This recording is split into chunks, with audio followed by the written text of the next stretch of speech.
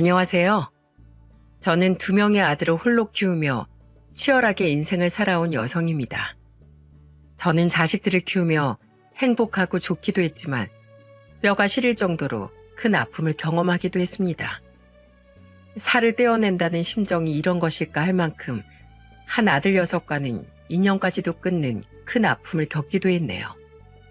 그 녀석이 바로 우리 작은 아들입니다. 지금부터 제가 왜 자식과 인연까지 끊게 되는 아픔을 겪어야 했는지 한번 말씀드려 볼게요. 먼저 우리 남편은 저와 결혼을 하고 아이 2명을 낳은 뒤 얼마 안 돼 일찍 세상을 떠나고 말았어요. 갑작스런 죽음에 저는 며칠을 멍한 상태로 있을 수밖에 없었습니다. 정말 어질고 속 깊고 자신의 아내인 절 사랑하고 아껴주던 사람이었기에 더더욱 그 충격이 클 수밖에 없었어요. 어린 시절 연애 결혼이 그리 흔하지 않던 시절임에도 불구하고 연애로 만나 결혼까지 이어온 이 인연을 잃은 순간이 어찌 안 힘들 수 있었겠어요? 하지만 그럼에도 불구하고 제가 정신을 차릴 수 있었던 건 바로 어린 두 아들 녀석 때문이었습니다. 아직 둘 다 초등학교도 입학하기 전이었기에 저는 이 아이들을 위해서라도 정신을 바짝 차리고 살 수밖에 없었어요. 그래서 그날부터는 두 아들을 위해서라도 정신력으로 버티며 살아냈습니다. 근데 그것도 정말 쉬운 일이 아니더라고요. 여자 혼자서 애 둘을 키우며 사는 세월은 생각보다 녹록지 않았고 비참한 일도 많았죠. 그래도 애들이 있어서 저는 그 모진 수모들도 다 견딜 수 있었습니다. 특히나 우리 첫째 덕분에 저는 더 힘이 났는데요. 이놈은 어릴 때부터 얌전하고 자기 할 일을 잘 하는 애라 그런지 말썽 피우는 법이 없었어요. 시키면 시키는 걸 그대로 하고 늘 제 옆에 붙어 있으면서 집안일도 같이 하고 그 구사리 같은 손으로 빨래도 개고 설거지도 하면서 그렇게 절 도와주었습니다. 친구들이랑 노는 것도 별로 안 좋아하고 늘 집에서 머물면서 절 도와주거나 말동물 해주거나 하면서 남은 시간엔 방에 들어가 하루 종일 공부하거나 책 읽기만 하던 놈이었어요. 그러니 첫째 놈 키우는 건 정말 쉬운 일이었죠. 근데 문제는 둘째 놈이었습니다. 둘째는 항상 밖에 나가 놀면서 사고치기를 반복했어요. 친구들과 어울려 노는 걸 좋아하고 한 번 집 밖에 나가면 집으로 돌아오질 않았어요. 매일 밤 11시가 넘어서 들어오거나 좀 더 컸을 때는 새벽이 넘도록 집에 들어오지 않아 첫째 아들과 함께 찾으러 나간 적이 한두 번이 아니었거든요. 심지어 얘는 공부도 안 했고 학교를 가는 것도 싫어했어요.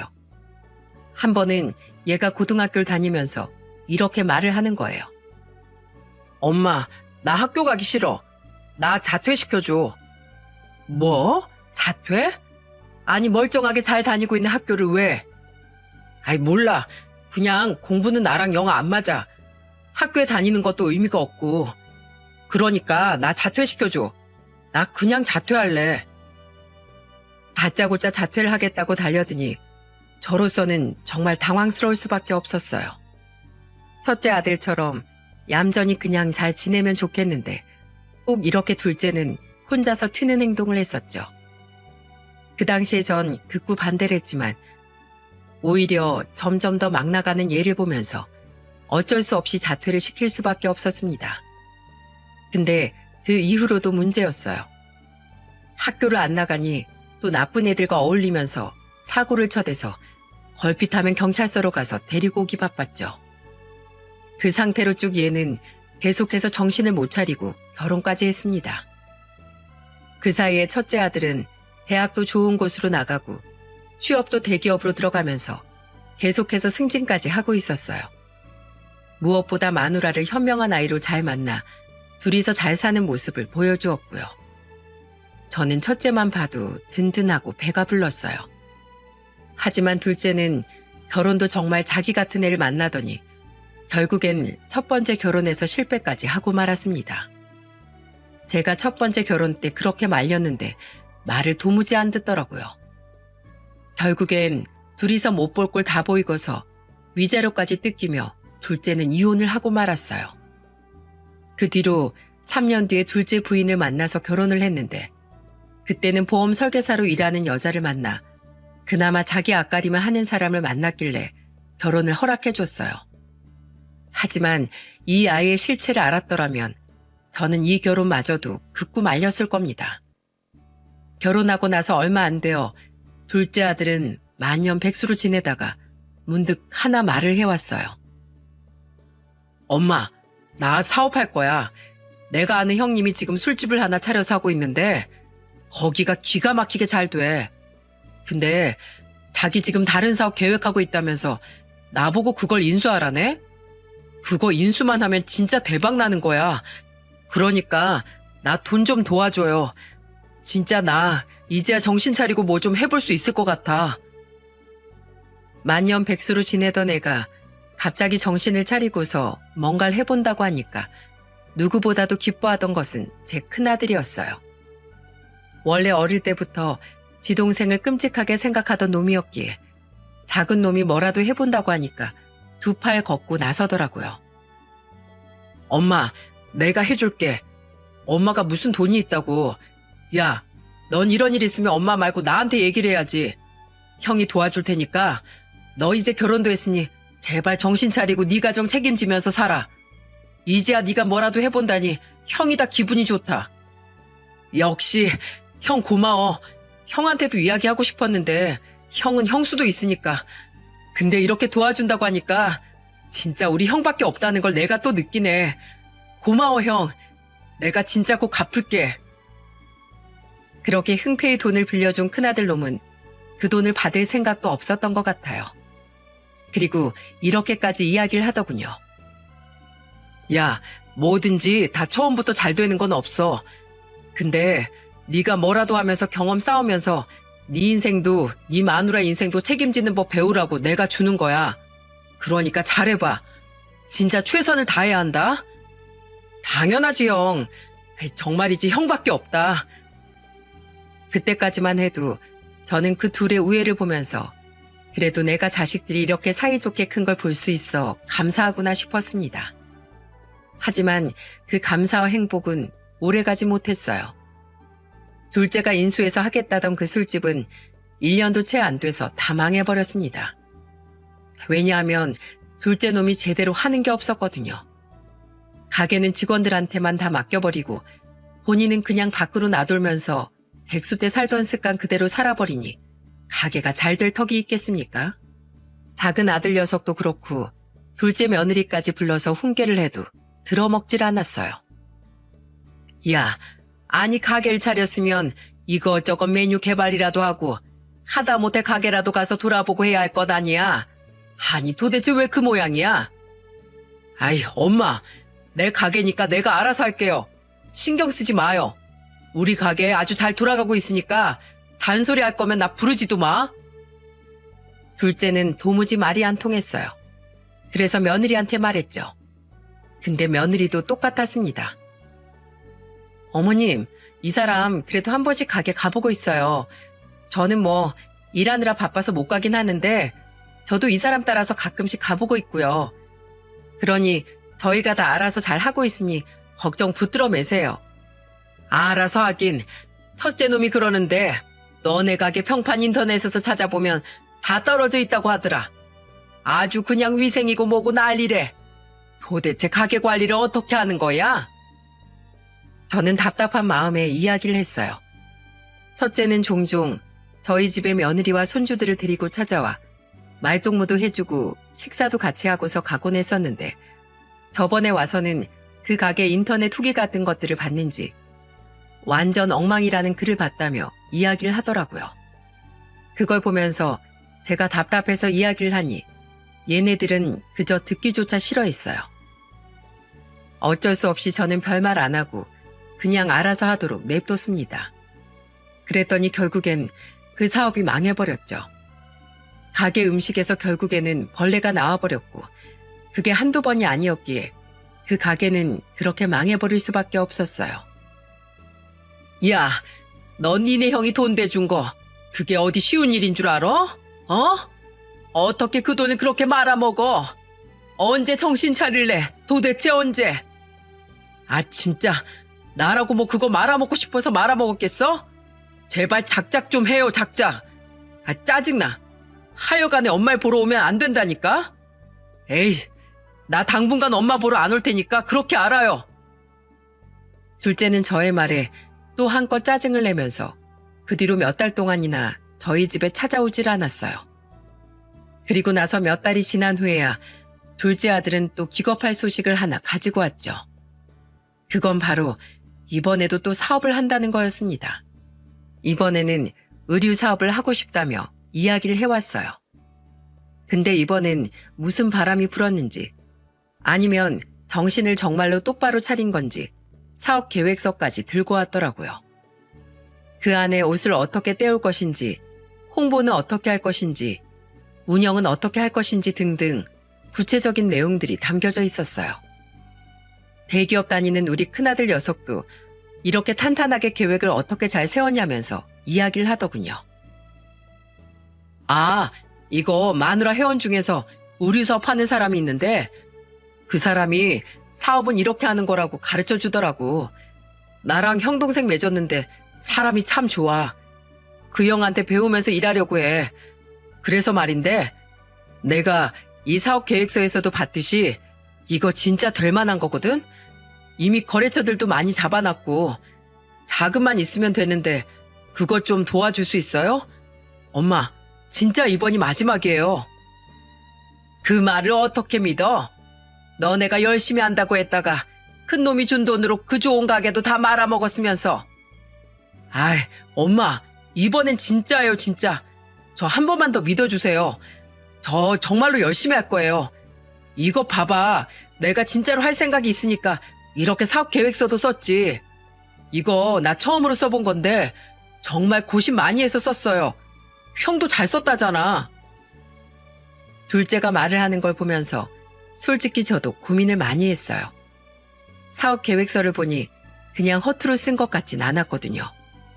그래서 저는 큰맘 먹고 딱 한 번만 더 도와주기로 결심을 했습니다. 솔직히 말해 좀 미덥지 않긴 했지만 그래도 어떻게든 둘째가 정신 차려서 잘 살기를 바랬거든요. 그래서 거금 7천만 원을 빌려줬습니다. 저는 애들 키우면서 악착같이 벌었고 또 악착같이 모았어요. 그래서 그 돈으로 첫째는 대학도 보내고 두 놈 다 결혼까지 시킬 수 있었던 거죠. 하지만 그 거금은 제가 절대로 손대지 않는 돈이었어요. 이 돈은 남편 잘못되고 난 후에 힘들어하는 저를 보면서 제 친부모님이 돌아가시기 전 저한테 물려준 재산이었어요. 부모님이 물려주신 돈이기에 소중하게 사용하면서 살다가 애들한테 꼭 필요한 때 쓰고 싶어서 귀하게 보관하고 있던 돈이었죠. 그래서 둘 다 결혼할 때도 그 돈만큼은 건들지 않고 있었는데 결국에는 그 귀한 걸 작은 놈에게 건네준 거였어요. 저에게는 피 같은 재산이었기에 저는 정말로 큰 맘을 먹고 줬고 그 돈으로 제발 작은 아들이 잘 되기를 바랬습니다. 그런데 그 바람은 완전한 배신으로 돌아왔어요. 작은 아들은 그 돈을 받자마자 어느 날부턴가 연락이 안 되었어요. 큰아들이 전화를 해도 안 받고 제가 전화를 해도 안 받았죠. 며느리까지 둘 다 연락이 안 되어서 저는 이번에도 당했구나라는 걸 강하게 느낄 수 있었습니다. 하지만 끝까지 기다려보려 했어요. 근데 그 마지막 믿음마저도 저버리더군요. 한 5개월 정도 흐른 뒤에 그제서야 작은 아들 부부가 모습을 드러냈는데 그때는 완전히 또 빈털터리가 된 이후였습니다. 큰아들이 작은 아들이 괘씸해 막 다그치며 물으니 그제서야 실토를 했다고 하더군요. 사실은 그 모든 것이 다 거짓이었고 그 사업 계획서 역시 거짓말로 누군가의 것을 훔쳐와서 저희한테 보여준 거였어요. 그리고 저희한테 가지고 간 돈으로는 엉뚱한 데 투자해서 다 말아먹고 본인은 또 자신의 계획이 안 된 것에 대해 한탄하며 이제는 아예 알코올 중독자까지 되어서 나타났더라고요. 저는 거기에서 둘째 내를 용서할 수가 없었습니다. 거짓말을 한 것도 모자라 그 돈을 말아먹고 아예 더 망나니가 된 것에 대해 화가 났어요. 저의 기대를 완전히 저버리고 철저하게 배신해버린 이 아이를 보는 게 너무나 지친 데다가 저는 제가 엄마로 살아갈 자신도 의지도 없어서 아예 인연을 끊어버리기로 했습니다. 그래서 말했어요. 나는 이제는 전 너네 얼굴 보고 싶지 않다. 돈을 떠나서 너는 사람이 아니야. 사람 됨됨이가 다 글러먹었어. 앞으로 다신 나 찾아오지 마라. 니네 둘 다 다신 나 볼 생각하지 마. 그렇게 말하고는 둘째네 애들과 전화도 일절 안 하며 저는 아예 인연을 끊고 살았어요. 그 시간이 장장 1년 5개월 정도 되었습니다. 한 번씩 생각났지만 그래도 미운 마음이 커서 보고 싶지 않더라고요. 그렇게 점점 더 멀어져 가고 있다고 생각했을 무렵 갑작스럽게 둘째 며느리에게서 연락이 왔습니다. 어머님, 그동안 저희 때문에 마음고생 많이 심하셨었죠? 저희 그동안 많은 걸 느꼈어요. 돈 없이 힘들게 살면서 참 다양한 게 느껴지더라고요. 그동안 어머님이나 아주버님이 저희한테 얼마나 잘해주셨는지를 느낄 수 있었어요. 저희가 그 은혜를 당연하다는 듯이 받아들이고 살았던 것 같아요. 저희 이제는 열심히 살게요. 그리고 열심히 사는 모습들 보여드릴게요. 그리고 어머님, 얼마 안 있음 생신이시잖아요. 올해 생신은 꼭 챙겨드리고 싶은데 저희 찾아뵈도 될까요? 며느리는 목소리까지 떨리면서 울먹이는 목소리로 말을 해왔어요. 여전히 저는 화가 많이 났지만 그래도 그것도 자식이라고 전화를 저버릴 수가 없더라고요. 그래서 말을 했죠. 그래, 여전히 너희가 난 너무너무 밉다. 너희 어떻게 해야 할지 모르겠어. 내 생일도 하나도 기쁘지가 않아. 그냥 내 인생이 너네로 인해서 너무 힘들어서 이제는 정말 생일이고 뭐고 난 빨리 죽는 게 더 나을 것 같은 지경이야. 어머니, 저희 때문에 정말 마음고생 많으셨어요. 이제 저희 정말 정신 차렸으니까 믿어주세요. 그이도 지금 어머님께 전화드리고 싶은데 면목이 없다면서 연락도 못하고 있는 거 제가 용기 내서 연락드린 거예요. 저희 이번에 어머님 생신 때 직접 찾아뵙고 제대로 용서를 빌게요. 저희 좀 받아주세요. 너네 정말 정신 차린 거냐? 이제는 정말 너희 믿어도 되는 거야? 그럼요, 어머님. 저희 정말로 정신 차렸어요. 그러니까 한 번만 더 믿어주세요. 저는 간곡한 부탁으로 절절하게 말을 하는 며느리의 말을 딱 한 번 더 속는 셈 치고 받아주기로 했어요. 그래서 저의 생일에 아이들 보고 내려오라고 했죠. 애들은 서울에서 거주하고 있었는데 저희 집까지 1시간 40분까지 걸리는 시간을 얼마나 일찍 출발한 건지 점심시간이 다 되기도 전에 도착을 했더라고요. 게다가 뭘 그렇게 바리바리 다 챙겨서 왔는지 시장 전체를 다 옮겨온 것 마냥 이것저것을 많이 가지고 왔어요. 그리고는 제 생일이랍시고 정말 진수성찬을 차리던 거 있죠. 작은 아들은 원래 알코올 중독자였는데 멀쩡한 모습으로 와서는 한 걸음에 달려와 저를 꼭 안으며 말했습니다. 엄마, 정말 미안해. 내가 그동안 진짜 철이 없었어. 결혼을 하고도 망나니로 살았으니 엄마한테 내가 얼마나 짐이 없겠어. 사실은 지금까지 내가 형이 너무 미워서 형에 대한 자격지심 때문에 더 그렇게 막 나갔던 것 같아. 근데 형도 없고 엄마도 없이 살아보니까 내가 그동안 얼마나 많은 은혜를 잊고서 살았나 싶더라고. 그걸 몰랐던 내가 너무너무 한심했고. 나 앞으로는 정말로 엄마한테 잘할게. 나 진짜 효도하면서 살게. 아들 녀석이 이렇게 말하니 그간에 있었던 저의 마음고생을 위로받는 기분이 들었습니다. 그래서 하염없이 눈물이 나더군요. 그래 이 녀석아. 이제라도 알면 됐다. 이제라도 깨달았으면 됐어. 앞으로는 정말로 사람답게 살아. 알았지? 알았어. 이제 진짜 나 사람답게 살 거야. 지켜봐, 엄마. 네, 어머님. 이 사람 진짜로 이제 정신 차렸어요. 그러니까 걱정 붙들어 매셔도 돼요. 애들은 단단히 각오라도 했는지 저한테 계속해서 말을 해왔어요. 게다가 오랜만에 본 저랑 오래 같이 있고 싶다면서 아예 캐리어에 짐을 싸와 며칠을 묵을 생각이었더라고요. 그게 거의 한 달가량이었습니다. 한 달 동안 작은 아들네 부부는 저희 집에서 같이 지냈어요. 하지만 전 처음에는 의심을 좀 많이 했습니다. 왜냐하면 그동안의 전적이 있었기에 아무리 눈에 넣어도 안 아플 귀한 자식이라고 해도 믿음을 쉽게 가질 수는 없었죠. 그래서 처음엔 경계를 좀 많이 했어요. 아들 부부가 쉽게 제 물건에 손을 대지 못하게 귀한 것들은 꽁꽁 싸매서 저만 알 수 있는 곳에 넣어주기도 했고요. 근데 점점 이 아들네 부부가 하는 걸 보니까 정말로 얘네들이 바뀌었구나라는 걸 느낄 수 있었어요.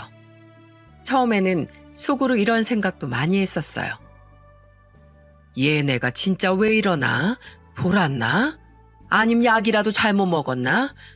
왜 안 하던 짓을 하는 거지? 정말 얘네들을 믿어도 되는 건가? 라는 생각을 많이 했어요. 근데 얘들이 정말로 사람이 바뀌었다는 게 눈에 보이더라고요. 작은 아들은 한 달이지만 여기에서 지내는 동안에 막노동을 다녔어요. 그전에도 당장 할 수 있는 일이 없어서 택배 일도 하고 막노동 일도 하면서 그렇게 돈을 벌어왔던 것 같더라고요. 근데 그 일을 원래 살던 곳에서는 잠시 멈추고 저에게 와서는 저랑 지내면서 생활비라도 보태고 제 용돈을 주고 싶다면서 막노동을 하며 저에게 하루 일당을 가져다 주었습니다. 그리고 둘째 며느리는 제가 가꾸는 텃밭에 수시로 따라 나와서 일을 함께 해줬어요. 제가 혼자서 가꾸는 텃밭이라고 해도 크기가 어느 정도 있었는데 그걸 매번 따라 나와서 다 같이 일구고 일손이 되어주더군요. 어디 그것뿐인가요? 뿐만 아니라 집에서도 저는 일절 집안일에는 손도 못 대게 하면서 본인이 음식도 다 하고 청소도 다 하면서 그렇게 잘했어요. 원래는 얘가 음식도 제대로 못하는 애였는데 어느새 음식을 배웠는지 어려운 음식들도 곧잘하면서 그렇게 살림꾼이 다 되어 있더라고요. 이전에는 아예 볼 수 없었던 모습들이었기 때문에 저는 점점 마음의 문을 열 수가 있었어요. 또 제가 제 이름으로 된 2층짜리 건물을 하나 가지고 있었는데 그것도 며느리와 같이 관리를 했습니다. 여러분들은 건물이라고 하면 몇십억 하는 건물로 생각하시겠지만 제가 사는 곳은 시골이라 2층짜리 건물이라고 해봤자 2억에서 3억대밖에 하지 않았어요. 이것도 제가 산 것이 아니라 큰아들이 제 노후를 위해서 최근에 마련해 준 거라 저는 더더욱 신경을 쓰면서 건물을 관리하고 있었습니다. 근데 관리라고 해봤자 다른 건 다 외주업체에 맡기고 저는 그냥 건물주로서 청소도 가끔 하고 임대 가게들도 둘러보고 했는데 그걸 며느리도 같이 도와주었죠. 다른 건 몰라도 건물 청소만큼은 제가 많이 신경 쓰고 있던 부분이라서 수시로 가서 했는데 그걸 며느리가 같이 해주었어요. 특히나 화장실 같은 것들은 젊은 사람들은 하기가 쉽지 않을 텐데 며느리는 화장실 청소도 두 손 두 발 다 걷어붙이고 하는 것이 정말 고마웠습니다. 어느 날은 그런 일도 있었어요. 어머나 세상에, 어머님, 여기에 지금 누가 오바이트 해놨어요. 아우 더러워. 아니 술을 마시려면 곱게 마시지 왜 남의 건물에다가 오바이트를 하고 그런데요? 아유 그러게 말이야. 내가 치워야지. 이거 뭐 누가 치우겠어? 여기서 기다리고 있어. 나 저거 좀 치우고 올 테니까. 어머나, 어머님 여기 계세요. 제가 치울게요. 저거 지저분한 걸 왜 어머님이 만지세요? 여기 딱 계세요. 제가 고무장갑 끼고서 얼른 치우면 되니까요. 제가 말을 더 하기도 전에 작은 며느린 본인이 나서서 가더니만 고무장갑을 끼고 그 더러운 걸 깨끗하게 치우더라고요. 그걸 보면서도 저는 얘가 심성이 이렇게 많이 고와졌구나, 철이 많이 들었구나 싶었습니다. 그 이후에는 저도 마음이 놓여서 며느리와 일상을 많이 나눴어요. 특히나 저는 나이가 좀 있어서 핸드폰으로 은행일 보는 걸 못하고 매번 직접 은행으로 찾아가야 했는데 그걸 며느리가 몇 번 도와주다가 저한테 핸드폰으로 은행일 보는 걸 알려주기도 했어요. 제가 밖에서 일을 오래 하면서 무릎이 안 좋아졌었기에 걷는 것이 힘들어 한번 나가려면 고생을 꽤나 했었는데 그걸 보면서 며느리가 저한테 핸드폰으로 은행일 보는 걸 알려주게 된 거였죠. 그래서 몇 번 제 핸드폰을 가지고 다른 사람들한테 이체하는 것도 같이 해주고 잔액 확인하는 거, 들어온 돈 조회하는 방법 등등 여러 가지를 알려주면서 함께 했었죠. 근데 저는 그게 정말 그렇게나 큰 사달이 일어나게 될 줄은 꿈에서도 상상을 하지 못했었네요. 어느 날인가 제가 텃밭에서 며느리와 같이 채소들을 다 뜯어와서 저녁으로 삼겹살을 먹던 날이 있었어요. 아들 녀석이 그날도 막노동을 하고 와서는 일감이 많아 돈을 좀 더 받았다면서 기분 좋게 삼겹살을 사왔더라고요. 그래서 얼른 밭에 나가 열심히 채소들을 뜯어 상을 차렸었죠. 저도 아들 부부가 이제 이렇게 정신을 차리고 소소하게 살아가는 모습을 보니 기분이 좋아지던 날이었어요. 하지만 그날로 저는 다시는 돌이킬 수 없는 길을 건너게 될 뻔했습니다. 한참 삼겹살을 먹고 있는데 며느리가 저에게 무언가를 건네주었어요. 어머님, 목마르시죠? 고기 먹을 땐 음료수도 같이 먹어줘야 돼요. 그래야 느끼한 거 잡아줘서 많이 먹죠. 며느리는 그때 저에게 아무렇지도 않게 음료수를 건네주었어요. 저는 평상시 음료수 같은 걸 안 마시는 사람이었기에 처음에는 거절했습니다. 아니다. 나 음료수 잘 안 먹는 거 알잖아. 너네나 먹어라. 나는 괜찮다. 에이, 어머니 음료수는 달아서 못 드시잖아요. 이건 그냥 탄산수라서 하나도 안 달아요. 대신에 느끼한 건 확 잡아지니까 얼른 드세요. 지금 저희 삼겹살이 이만큼이나 많이 남았는데 이거 어떻게 다 드시려고 그러세요? 그러니까 먼저 기름기 잡는 셈 치고 드세요. 며느리는 괜찮다는 저에게 계속해서 건넸고 저는 결국에는 그 음료수를 마셨습니다. 달지 않은 음료수라고 하기에 이건 괜찮겠다 싶어서 마셨고 그게 화근이 되어버린 거였어요. 그 음료수를 마시고 나서 몇 번 더 밥을 먹는데 이상하게 잠이 밀려오기 시작했습니다. 제가 원래도 좀 일찍 자는 편이긴 했지만 그날따라 정말 참을 수 없게 잠이 쏟아지더라고요. 그래서 밥 먹다 말고 말했어요. 어휴, 얘들아, 난 너무 졸립다. 나는 좀 들어가서 자야 할 것 같아. 희한하게 오늘따라 너무 졸리네. 미안한데 나머진 너네 더 먹고서 알아서 치우고 자라. 난 좀 들어가 잘게. 몸이 아주 천근만근이야. 희한하게 몸이 무거워지고 잠이 솔솔 오는 게 참을 수가 없어서 저는 아예 밥 먹다 말고 들어가서 잠을 청했어요. 어느새 저도 모르게 눕자마자 잠이 들었던 것 같은데 얼마 안 돼서 희미하게 제 귀에 들려오는 목소리들이 있었어요. 그리고 저는 그게 처음에는 꿈인 줄 알았지만 점점 더 선명하게 들려오는 대화 소리에 경악을 금할 수가 없었죠. 여보, 엄마 지금 진짜로 자는 거 맞는 거 같지? 아주 깊이 잠든 거 같지? 확실하게 잠든 거 같아. 진짜 재우는 거 더럽게 어렵네. 노인네가 잠기가 밝아서 뭘 할 수가 있어야 말이지. 여기까지 듣고 나서 저는 얘네들이 무슨 꿍꿍이를 벌이고 있구나를 확실하게 느낄 수 있었죠. 이미 잠은 다 달아나 버렸고 저는 얘네들이 무엇을 하나 끝까지 지켜보기 위해 일부러 자는 척을 하고 계속해서 듣고 있었어요. 자, 이제 시작하자고. 아들 부부는 이제 시작하자는 이야기와 함께 부스럭거리며 무슨 일을 벌이고 있었어요. 저는 무슨 일을 하고 있을까 싶어서 작게 실눈을 떠서 봤는데 얘네들이 하고 있는 짓은 다름 아닌 제 가방을 뒤지는 일이었습니다. 가방을 한참 뒤지다가 본인들이 원하는 걸 찾았는지 그걸 들고는 갑자기 어디론가 나가버리더라고요. 그 뒤로는 밖으로 나가는 것이 느껴졌고 애들은 그대로 차를 끌고는 쭉 가버렸어요. 애들이 눈치채지 못하게 저도 얼른 나갔고 다행히 곧이어 집 앞을 지나가는 택시가 있어 그 택시를 타고서는 아들 부부의 차를 따라갔죠. 아들네 부부는 시내 쪽으로 나갔는데 그곳에서 보니 그들의 목적지는 다른 곳이 아닌 은행이었습니다.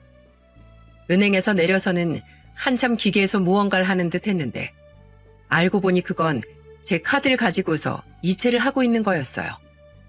왜냐하면 제 카드로 이체를 하면 제 핸드폰에 알람이 뜨는데 그 알람들이 제 핸드폰에 울리길 시작했거든요. 저는 그날 처음 알았는데 제 통장에 있는 체크카드 이체한 돈은 하루에 1회 한도 600만 원, 1일 한도 3천만 원이었는데 체크카드에서 3천만 원을 전부 다 보내려는 듯 했어요. 제 지갑에 은행별로 3개 체크카드가 있었는데 그 은행별로 다 가서 그 짓을 하려는 게 느껴졌죠. 통장에 1,000만 원대 금액이 찍히는 걸 보면서 저는 놀라 자빠질 뻔했습니다. 이쯤에서 다들 어떻게 며느리가 제 체크카드 비밀번호를 알았을까 궁금하시죠? 저도 며느리를 추궁한 끝에 그 진실을 알고 뒤로 자빠지는 줄 알았네요.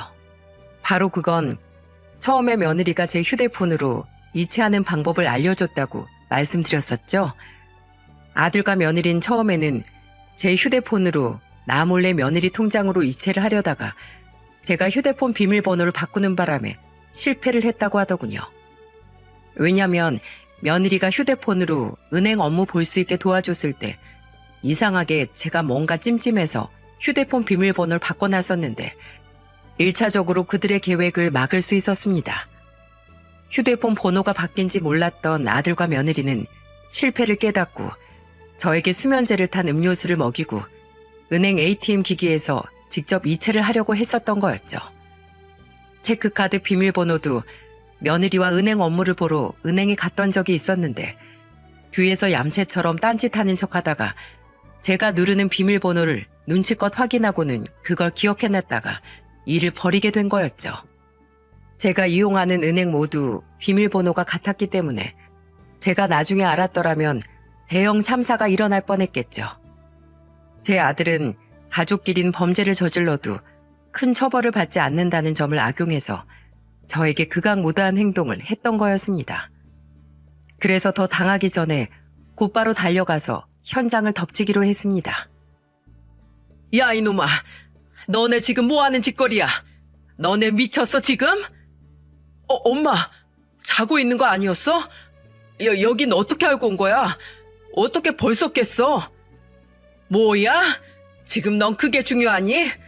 내가 너네를 얼마나 믿었는데, 내가 너네한테 어떻게 했는데 이렇게 날 뒤통수를 쳐? 그러고도 니네가 인간이야? 너네가 사람이야? 어떻게 나한테 이래? 어떻게? 너네 이러려고 한 달 내내 나한테 그렇게 잘하는 척 한 거였어? 난 그것도 모르고 너네를 보면서 얼마나 마음이 놓였는데 어떻게 나한테 이렇게 뒤통수를 칠 수가 있어? 감히 너희가 날 가지고 놀아? 저는 화가 나서 애들에게 노발대발하며 이야기를 했습니다. 저는 바로 이체된 것을 다시 조회하기를 해서 확인을 했고 이미 제 돈은 며느리 통장으로 1,800만 원이 넘어간 상황이었어요. 이놈들아, 내 돈 가지고 와. 돈 당장 내놔.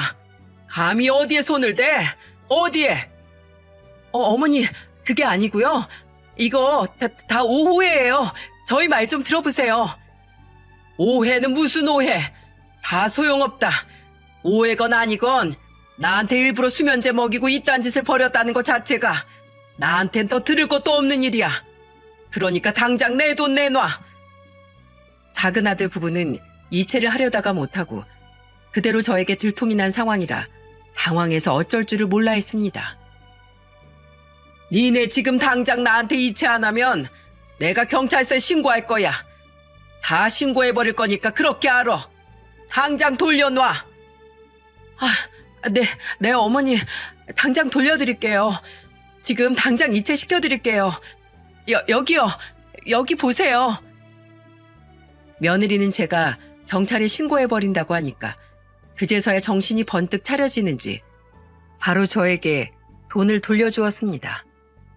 저는 얘네들에게 느낀 배신감을 주체를 할 수가 없었어요. 그래서 얘네들을 무시하고 집으로 돌아와 버렸죠. 그리고 작은 아들 부부는 이제는 더 돌이킬 수 없다는 걸 느꼈는지 그대로 저를 따라왔어요. 집까지 따라온 작은 아들은 갑자기 억울해졌는지 저한테 막 하소연을 하기 시작했습니다. 엄마, 정말 너무하잖아. 내가 오죽하면 그랬겠어, 오죽하면. 나도 형처럼 엄마한테 인정받고 싶어. 근데 맨날 내 사업이 잘 안 되는 걸 나더러 어쩌라는 거야? 나도 형 마냥 엄마한테 용돈도 주고 건물도 사주면서 그렇게 떵떵거리면서 살게 해주고 싶어. 지금 다 그 길로 가는 과정인데 날 못 믿고 나한테 뭐라고 했어? 영 끊자고 했지. 엄마 정말 나한테 너무한 거 아니야? 나도 살아보려고 그런 거였잖아. 근데 나한테 돈도 안 주고 그냥 나한테 영 끊자고 하고. 그래서 지금 네가 잘했다는 거냐? 어? 내가 돈을 안 주고 가족 영까지 끊어버리자고 하니까 그게 억울하고 분해서 감히 범죄를 저지른 거야? 네가 사람 새끼냐? 어? 너는 짐승만도 못해. 어디서 감히 내 탓을 해? 네가 애초에 정신 차리고 똑바로 살았으면, 그랬으면 내가 너한테 그렇게 모질게 했겠니? 허구한 날 사업한답시고 이름 벌리면서 제대로 하는 건 하나도 없고 술 퍼마시면서 알코올 중독자처럼 맨날 정신 못 차리고 사는 인간한테 내가 뭘 더 해줘야 하니? 저는 이 아들에 대한 배신감과 실망감이 너무나 커서 악에 받쳐 소리를 질렀습니다. 그랬더니 여전히 뻔뻔히 나오는 며느리가 기가 차는 소리를 하는 거 있죠. 어머님, 어차피 저희가 아무리 이렇게 잘해도 어머니 우리한테 돈 줄 생각 없었잖아요. 그러니까 저희도 그런 거죠. 이왕 이렇게 된 거 그럼 툭 까놓고 말할게요. 저희한테 마지막으로 딱 5천만 원만 주세요. 그럼 저희도 더는 달라는 소리 안 할게요. 그리고 그걸로 진짜 잘 사는 모습 제대로 보여드릴 테니까 이번 한 번만 도와주세요. 저는 이 말도 안 되는 소리를 들으면서 더는 들을 가치도 없다는 생각과 함께 그동안 당한 억울한 일들이 몰려왔습니다. 그래서 여전히 정신을 못 차리고 나대는 며느리의 뺨을 사정없이 때려버렸어요. 야, 네가 진짜로 미쳤구나. 어? 맞아요, 정신을 차릴래? 저는 화가 난 채로 이야기를 했죠. 그랬더니 며느리가 어떻게 나오는지 아십니까? 저는 며느리의 반응을 보며 까무러치는 줄 알았습니다. 지금 나 쳤어요? 때렸어요? 나 신고할 거예요. 뭐야? 신고를 한다고? 진짜 내가 기가 찬다, 기가 차. 그래, 신고해라. 내가 너 쳤으니까 당장 신고해. 내가 뭐 무서워할 줄 알고? 당장 신고해. 어떻게 내가 손수 112 눌러줘? 자, 여기 눌러놨으니까 네 손으로 어디 신고해봐. 그럼 나도 네 만행 다 까발려 줄 테니까. 네가 나한테 어떻게 했는지, 내가 널 왜 때렸는지 나도 다 말할란다. 제가 당당하게 나가니까 그제서야 며느리는 꼬리를 내리면서 한수 낮추며 나왔습니다. 어머님, 정말 너무하신 거 아니에요? 진짜 저희한테 너무하세요. 저희가 뭐 그렇게 죽을 죄를 진 것도 아니고 그거 한 번 먹었다고 어머님이 어떻게 되시는 것도 아니잖아요. 저희도 오죽이나 답답하면 그랬겠어요. 정말이지 뻔뻔함으로 치면 기네스북에도 올라갈 수 있을 만큼 며느리는 뻘소리를 해댔습니다. 야, 너 정신 차려. 네 남편이 저 모양 저 꼴이면 너라도 정신을 차렸어야지. 아니다. 너네 둘 다 똑같으니까 똑같이 만나 결혼해서 이 짓거리 같이 하고 앉아있겠지. 야, 더 볼 필요도 없다. 나는 이제 너희한테 아무것도 바라는 것도 없어. 그냥 제발 내 인생에서 나가라. 난 이제 진짜로 나한테 아들 놈은 한 놈뿐이니까 제발 좀 이제 내 인생에서 나가. 꺼져. 엄마, 진짜 끝까지 이럴 거야? 진짜로 이제 앞으로 나 안 보고 살 거야? 난 너 같은 아들 둔 게 정말로 천추의 한이다. 내 인생의 가장 큰 오점이야. 앞으로 다시는 내 인생에 거물을 들이고 싶지 않으니까 당장 내 집에서 나가. 그리고 다신 찾아오지 마. 저는 그렇게 해서 아들네 부부를 내쫓아버렸습니다. 그 뒤로 저한테 전화도 수십 통을 해댔지만 일절 받지도 않았어요. 아예 그냥 무시해버렸죠. 그렇게 저는 그 애들과 인연을 끊어버리고 잘 살 수 있을 줄 알았습니다. 근데 저에게는 또 하나의 큰 산이 남아있었다는 걸 전혀 알지 못했어요.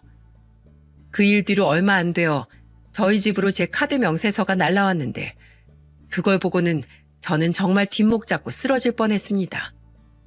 그 카드 명세서 안에는 온갖 가전제품들이 구매되어 있었는데 그 금액이 모두 1,800만 원 정도 되는 돈이었어요. 당시에는 애들 부부가 같이 저지른 일인 줄 알았는데 나중에 알고 봤더니 그건 며느리 혼자서 독단적으로 저지른 짓이었어요. 당시 제 생각에는 머리가 잘 돌아가는 애들이 아마도 이걸 다 사서는 중고시장에 팔아 현금화를 한 게 아닐까 싶었습니다. 하지만 현금화를 했든 안 했든 제 돈을 함부로 훔쳐 쓴 건 변함없었기 때문에 저는 또 한 번의 배신감과 분노를 느껴야만 했어요. 그 카드는 제가 제 명의의 건물을 가지고서 발급이 된 거였기에 한도가 많았습니다. 그래서 그것만큼은 제가 쓰는 족조, 제 핸드폰으로 사용 내역이 오도록 해놨었는데 그걸 며느리가 알고는 미리 차단을 해놨었나 보더군요. 그래서 저는 그동안 그 카드가 그렇게 쓰여지는지도 몰랐네요.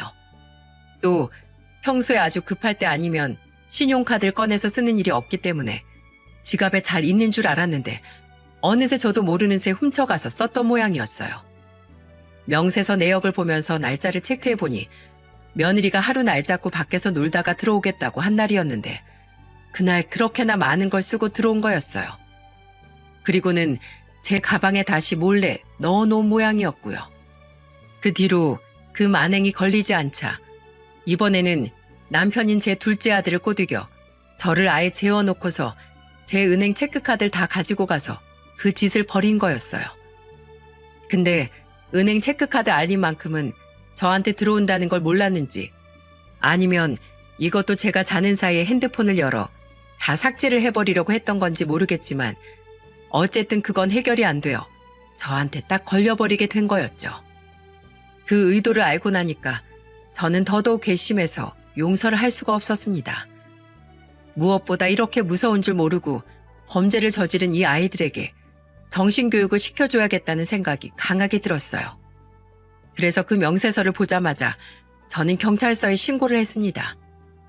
저는 아들 부부를 신고를 한 거였는데 막상 실체를 까보니 그건 전부 다 며느리 혼자서 한 짓이라는 걸 그제서야 알 수 있었어요. 경찰에 신고를 하고 증거 확보된 가전제품 매장 CCTV를 보니 명세서에 나온 날짜와 시간에 며느리가 가전제품을 결제를 한 것이 고스란히 다 찍혀 있었어요. 결국 며느리는 범죄 사실이 인정되어 경찰서로 가서 조사를 받을 수밖에 없었죠. 경찰서에서 마지막으로 본 며느리의 모습은 더 답이 없었습니다. 정말로 이 아이와는 연이 끝이구나라는 생각이 들 정도였어요. 왜냐하면 저한테 하는 짓이 아주 가관이었거든요. 꼴랑 그것 좀 썼다고. 건물도 있는 양반이 자식한테 쓰는 그 돈이 그렇게 아까웠어요? 네? 진짜 당신 같은 쫌팽이를 엄마로 둔 아들놈이 불쌍하다 불쌍해. 오, 그래. 네가 끝까지 그렇게 패기를 부리겠다 이거지? 그래, 어디 마지막까지 발악해봐. 넌 그냥 끝을 봐야겠다. 난 너 절대로 합의해줄 생각 없으니까 어디 끝까지 가보자고. 저는 끝까지 합의를 해주지 않으려고 했어요. 어쩔 수 없이 며느리는 제 합의가 없이는 처벌을 면하기 어려웠고 자신이 처벌받는 걸 피할 수 없게 된 걸 알게 되면서 그제서야 꼬리를 내리고 자세를 바꾸던 거 있죠. 알고 봤더니 이미 작은 며느리는 그전에도 이런 비슷한 범죄 전력이 있었고 이미 전과범이었기 때문에 이번에도 제가 합의를 안 해주면 며느리는 아예 처벌을 면할 수가 없는 상황이었어요. 그러니 그제서야 저한테서 빌빌거리기 시작을 하더라고요. 어머님, 한 번만 용서해 주세요. 저 진짜로 이젠 그럴 일 없어요. 저 진짜 이대로 못 가요. 그러니까 제발 좀 용서해 주세요. 여기 제가 쓴 돈이에요. 제가 쓴 거 그대로 다 가지고 왔으니까 이거 받으시고 좀 용서해 주세요. 야, 아주 끝까지 가보라고 할 때는 언제고 이제 와서 난리야? 됐어, 필요 없어. 너 같은 건 제대로 혼 좀 나봐야 돼. 제발요, 제발요. 어머님, 제가 이렇게 빌게요. 제가 이렇게 빌고 또 빌게요. 며느리는 급기야 무릎까지 꿇으며 저에게 빌었습니다. 그리고 이때는 둘째 아들 녀석이 같이 와 있었는데 자신의 아내가 이런 범죄를 저지르고 있었다는 걸 몰랐던 둘째 놈은 그날 이렇게 이야기를 하더라고요. 엄마, 저도 진짜 나쁜 놈이지만 이 사람이 그럴 줄은 정말 몰랐어요.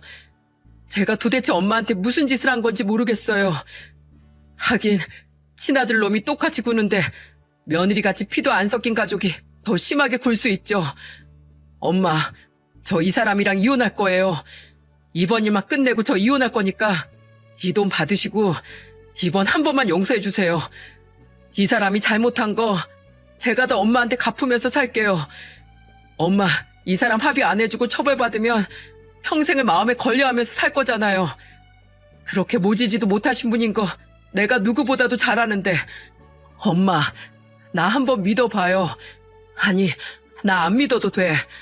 이젠 엄마가 나한테 가질 믿음조차 없다는 거 나 잘 알아요. 나 안 믿어도 좋으니까 엄마를 위해서라도 이 돈 받고 빨리 카드값 갚고 끝내요. 그리고 이제 이 사람이랑도 더 볼 일도 없을 테니까 마음 편히 잊고 살아. 아들 녀석은 그간의 잘못된 인생 결말이 결국엔 이렇게 된 것에 대해 후회가 많이 된 듯했어요. 지 아내가 저한테 이런 짓까지 할 줄은 몰랐었는지 아들 입에서 이혼이라는 말이 나오길래 솔직히 저는 놀랐습니다. 또 듣고 보니 아들 말도 맞는 것 같아서 저는 그냥 제발 더는 얽히고 싶지도 않고 제 마음의 짐으로도 담아두고 싶지 않아서 용서를 해주기로 했어요. 그래서 둘째 며느리가 가지고 온 돈을 받아서 카드값은 다 막았고 그 뒤로는 아예 인연을 끊어버렸습니다. 둘째 아들도 그 뒤로 정말로 바로 이혼을 해버리고는 지금은 혼자서 살고 있어요. 원래 서울에서 살던 놈이었는데 이혼을 하고 나서는 지방으로 내려와서 지내고 있는 중입니다. 이사를 저희 집 근처로 왔는데 저는 아직까지는 둘째 아들이 용서가 안 돼요. 얼굴을 아예 안 보고 살고 있어요. 집에 와도 제가 화내면서 내쫓아버리니까 그 뒤로는 아예 찾아오지도 못하고 가끔씩 저희 집 앞에 한 번씩 삼겹살이나 고기, 때로는 보약 같은 걸 지어서 놓고 가곤 하더라고요. 그걸 보면서 밤낮 없이 얼마나 울어댔는지 몰라요. 왜 우리 작은 아들이 이렇게 되었을까? 세상에 태어난 것만으로도 저에게 기쁨이 되었던 아이인데. 근데 한 번은 얘가 저한테 찾아와서는 제가 또 내쫓으려고 하니까 그때 이런 말을 하더군요. 엄마, 내 얼굴 아직 보기 힘들지? 미안해요. 내가 다 못나서 엄마를 또 힘들게 했어요. 근데 나도 정말 힘들었어요. 형이랑 너무 다른 내가 비교가 되는 게 싫어서 그랬어. 그래서 그 큰 범죄를 저지르면서까지 돈 챙겨서 뭐라도 해보려고 했던 거야. 근데 이제 알았어. 그게 다 무슨 소용이야. 내가 나쁜 놈이었어. 미안해요, 엄마. 엄마가 내 얼굴 먼저 보고 싶다고 할 때까지 나 기다릴게요. 아들 녀석은 대답도 안 하는 저에게 이 말만 하고는 그대로 뒤돌아 가버렸습니다. 그리고는 그때부터는 제 앞에 나타나지도 않고 그냥 저에게 선물만 놓고는 매번 몰래 가버리곤 했어요. 그리고 지금은 이혼 후에 혼자 살면서 허튼 생각 안 하고 제 집에서 지내면서 하던 막노동 일을 그대로 하고 있는 듯 하더군요. 이건 큰아들 녀석이 알려줬습니다. 저는 작은 아들과 연을 끊었지만 큰아들은 그래도 자기 동생이라면 끔찍하게 생각하던 놈이었기에 연락은 꾸준히 하면서 지내는 것 같아요. 한 달에 한 번씩 용돈도 보내준다는데 배굶지 말라고 30만 원 정도 보내주고 있다고 들었습니다. 그것도 저는 처음에 미운 마음에 하지 말라고 했는데 그래도 또 애가 밥은 먹고 살아야 하지 않겠냐면서 그렇게 말을 하기에 그냥 뒀습니다. 왜냐하면 둘째 놈이 그동안 저랑 얼굴을 안 보던 1년 5개월 새 무슨 일을 했었는지 빚이 잔뜩이어서 버는 족족 빚 갚는 데 다 들어가서 지 쓸 게 없는 모양이었거든요. 그러니 큰아들은 측은지심이 생겨서 그렇게 용돈을 보내주고 있는 듯 했어요. 하지만 그래도 저는 아직까지는 작은 아들 볼 생각이 없습니다. 본인은 형이랑 차이가 나서 비교 안 당하고 싶어 그랬다고 하지만 일단은 방법이 잘못되었기도 했지만 저는 오히려 지 형이 워낙 잘나다 보니까 작은 애가 의기소침해질까봐 항상 더 잘해주려고 했었는데 그게 지 눈엔 안 보였던 모양이에요. 그래서 지금은 작은 녀석 볼 생각이 없어요. 아마도 더 시간이 흐른 후에 정말로 얘가 여전히 정신을 차리고 제 삶을 제대로 살아간다면 그때는 다시 볼지도 모르겠죠. 근데 이미 한 번 또 당했었기 때문에 제 마음이 열어지기까지는 시간이 좀 더 걸릴 것 같습니다. 그냥 제 바람은 돈 많이 못 벌어도 좋으니 사람 구실, 인간 구실은 하면서 살았으면 좋겠는데 그게 왜 그렇게 어려운 건지 모르겠어요. 참, 자식은 속을 낳는 게 아니라 겉을 낳는 것이다라는 말을 이 순간 더 깊이 느끼게 되는 것 같네요. 여러분도 인생에 별의별 일이 다 있을 거라 생각을 합니다. 그때마다 참 견딜 수 없는 순간도 있을 거라 생각하고요. 앞으로도 또 나타날 수 있을 텐데 그때마다 또 현명하게 대처해 나갈 수 있었으면 좋겠어요. 저는 아직도 이 아픔이 다 가시질 않아서 부디 이런 일이 또 없으면 하는 바람이지만 인생은 제 마음대로 되는 건 아니잖아요. 그러니 오늘도 저는 마음을 단단히 먹어보려고 합니다. 여러분도 마음 단단히 먹고서 어떤 역경이 찾아와도 잘 헤쳐나가는 인생으로 살아가실 수 있도록 응원할게요. 저의 긴 사연 들어주셔서 감사합니다.